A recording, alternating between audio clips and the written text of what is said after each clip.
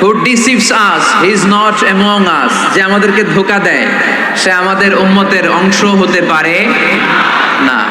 এজন্য ধোঁকাবাজি যেন আমরা না করি, আমরা যেন মানুষকে না ঠকাই।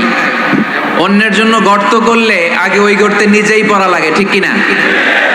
কাউকে আপনি পুকুরে গলা পানি পরিমাণ যদি নামাতে চান, আপনার তো অ্যাটলিস্ট কোমর পানি পরিমাণ নামতে হবে, ঠিক কিনা? নাকি আপনার গায়ে পানি না লাগাই তারে গলা পানিতে চুবাবেন? পারবেন?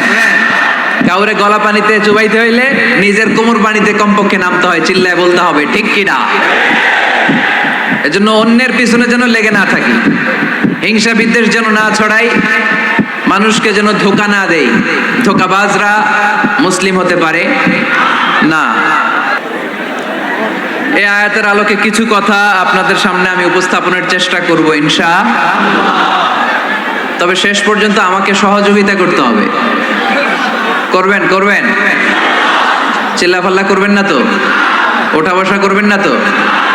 তাহলে চোখগুলো আমার দিকে আর কানগুলো খরগোশের কানের মতো খাড়া করেন, যাতে আমরা যা শুনি এটা নিয়ে যেতে পারি।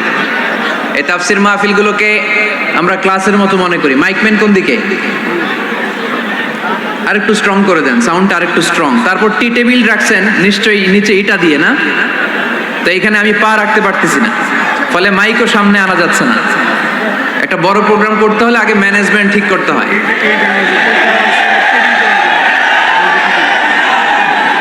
এলাকার ইমাম সাহেব, খতিব সাহেব, ওনাদেরকে এনে ওনাদেরকে বসিয়ে জিজ্ঞেস